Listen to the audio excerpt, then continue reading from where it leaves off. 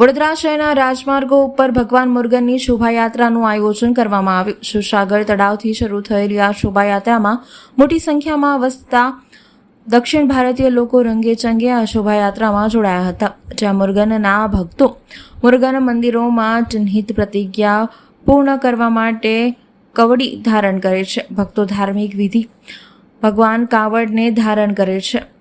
વર્ષોથી વડોદરામાં અનેક ધર્મ અને પ્રાંતના લોકો વસવાટ કરે છે, તેના કારણે જ વડોદરાની સંસ્કારી નગરીનું બિરુદ પણ પ્રાપ્ત થયું છે। ત્યારે આજ રોજ વડોદરામાં વર્ષોથી વસતા દક્ષિણ ભારતીય લોકોના ઈષ્ટદેવ ગણાતા એવા ભગવાનની મુર્ગન એટલે કે ભગવાન કાર્તિકેયની શોભાયાત્રાનું આયોજન કરવામાં આવ્યું હતું।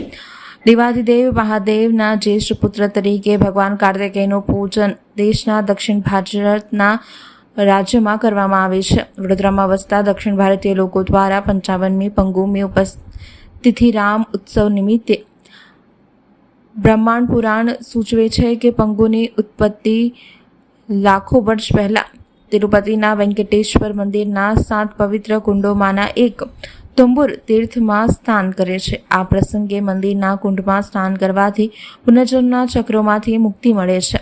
તમિલનાડુના કાંચીપુરમ ખાતે આવેલા એક બેશ્વર મંદિરમાં પૃથ્વીલિંગ જે પૃથ્વીનું તત્વલિંગ છે તેની પૂજા માટે આ દિવસ વિશેષ છે, જ્યારે ઉત્સવ 13 દિવસ સુધી ચાલે છે।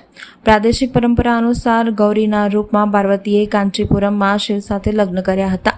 આ દિવસે ગૌરી કલ્યાણમ તરીકે પણ ઉજવવામાં આવે છે। ત્યારે આજ રોજ વડોદરાના રેલવે સ્ટેશન નજીક આવેલા ભગવાન મુર્ગનના મંદિરમાં વહેલી સવારથી જ દક્ષિણ ભારતીય લોકો દર્શનાર્થે જોવા મળ્યા હતા। સાથે જ શોભાયાત્રામાં પણ મોટી સંખ્યામાં દક્ષિણ ભારતના લોકો જોડાઈ ગયા હતા। ભગવાનના દર્શન કરી ધન્યતા અનુભવી હતી।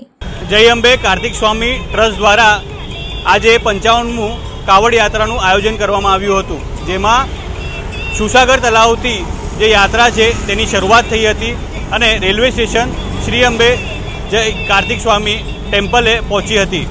આ 55મું શોભાયાત્રા હતું, જેમાં મોટી સંખ્યામાં દક્ષિણ ભારતના જે તમિલ સમાજના લોકો એકત્રિત થયા હતા અને ભગવાન કાર્તિક સ્વામીની આરાધના કરી હતી।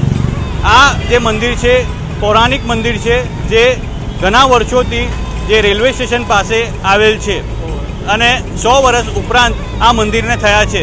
દક્ષિણ ભારતની સંપ્રદાય સંસ્કાર આજે પણ વડોદરા શહેરમાં જીવિત છે અને જે કહી શકાય પંગની ઉત્તરમ એટલે આજે જેમ કે શિવ અને ભગવાન શિવજી અને પાર્વતીજીનું લગ્નનો દિવસ, એવી જ રીતે ભગવાન મુર્ગન સ્વામી જે કાર્તિક સ્વામી છે તેમનું લગ્ન વલ્લી જોડે થઈ રહ્યું છે।